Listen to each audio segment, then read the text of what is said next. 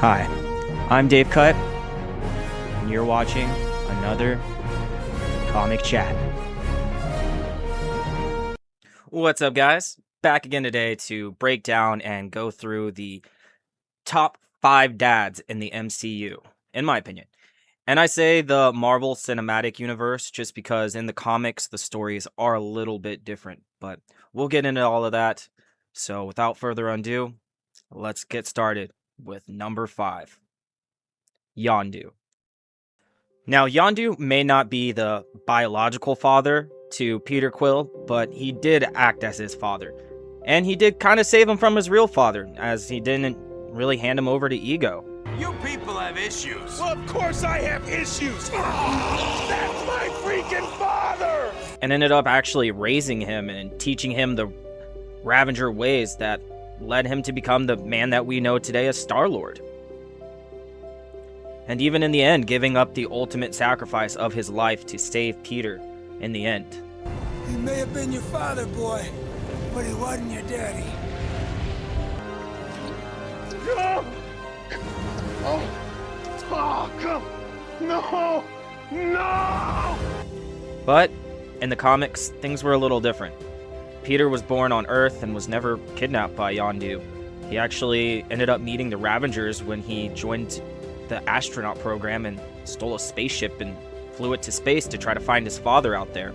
Ended up getting picked up by the Ravagers, and that's how he ended up learning the Ravager ways and Yondu and all of that. Coming in at number 4, we've got Clint Burton, aka Hawkeye. And there's no doubt that he is a great father. I mean, he even had S.H.I.E.L.D. hide his family away so that no one knew that he even had a family other than Scarlett Johansson as Black Widow or Nick Fury. He may have been a little too overly dedicated as a dad because when Thanos snaps away his family, he kind of snaps and ends up going on this huge killing spree as the Ronin, killing every bad guy he could. But he finally gets everything together when his family comes back, and he even ends up mentoring his new sidekick and the one that would take the mantle next to Hawkeye, Kate Bishop. You know, it would be a lot easier if we were facing the other way. You were facing the other way. Yeah, just that they were communicating. In the comics, the story is a little different. He actually only has one son, and he is divorced from his wife, and his son hates him because he's never really around. He does end up mentoring Kate Bishop, who does end up taking up the mantle of Hawkeye eventually, but yeah, in the comics, he's kind of a shitty dad. Coming in at number 3, we have Wolverine.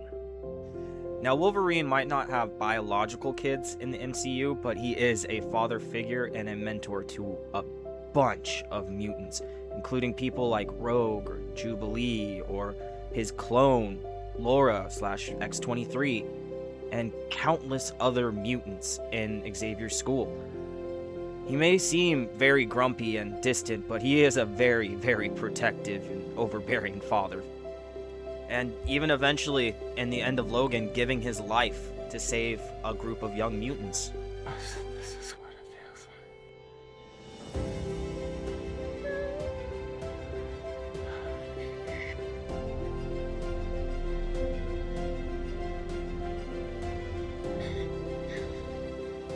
Now, in the comics, it's a little different. He does have a son named Daken, and Daken kind of goes rogue and says that his father's never really around. But he's still a fantastic father figure to many mutants, and even to X-23, and even X-23's clone, which he calls her his granddaughter. He really is a terrific protective grandfather, too.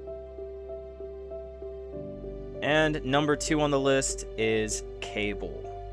Now, Cable in Deadpool 2 has a whole family. He's got a wife, he's got a daughter named Hope that was unfortunately killed by a villain, so he actually goes back in time to save his family.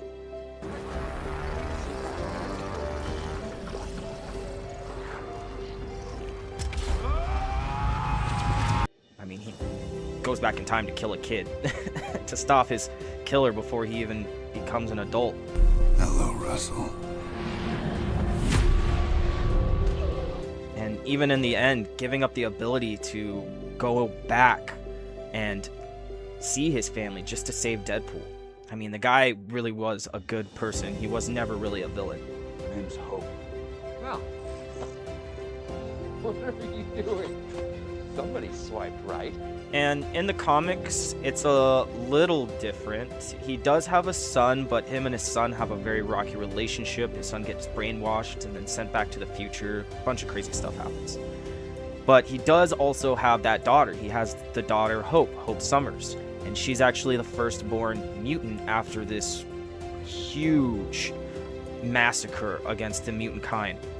So he actually acts as her father and takes her into the timeline and protects her like a shield until she grows up to become a great hero herself. So I do kind of like how they kept that his daughter is Hope in the movie as well. And not to mention that he is also a fantastic mentor to tons of mutants and groups like the X Factor and X-Force, all of that. And coming in at number 1 is the one and only Tony Stark. Now, before he had his biological kid, he is a fantastic mentor to Peter Parker, aka Spider-Man. All right. From your team. That's not a hug. I'm just grabbing the door for you. We're not there yet. He gives him everything he needs. A new suit and guidance and everything. Everything that Tony wanted when he first started out and put on that Iron Man suit, he put in the suit for Peter. Put in suit warmers, parachutes, he put in wings. He gave him everything he could need. Even leaving him his empire, a legacy when he died with the glasses. I mean, Peter kind of fucked it up, but that's for a different story. You missed him. And when he does have his own kid, he goes through great lengths to protect her. Even telling the other Avengers that he's not going to risk her life for half of the entire universe's population that got snapped away by Thanos. He just couldn't risk that. Back to bring everyone back. And you're telling me that you won't even... That's right, Scott. I will. And in the comics, it's completely different. He doesn't have a kid, and he's kind of a mess. He's drunk all the time. In the comics, Morgan Stark is actually one of his greedy cousins. But he does still act as a mentor to a bunch of young heroes, including the new Spider-Man Miles Morales when he takes up the mantle. And Riri Williams, the new Ironheart, when she decides to wear her suit. And as a bonus, we've got Thor. I mean, he's just starting out as a dad, as a stepdad, but I'm already excited to see what him and his daughter's adventures are going to be. I mean, he seems like a great dad already, and yeah, I'm excited for it. They look nice. Yeah, they are nice. That's why we have to look after them. Got it. All right, that was my top 5 countdown of the top 5 dads of the MCU. So let me know what you guys think. Let me know if I missed somebody or who your favorite top dad was, and until next time, thanks for tuning in. Thanks for hanging out. Have a good one. Dad, I love you more than words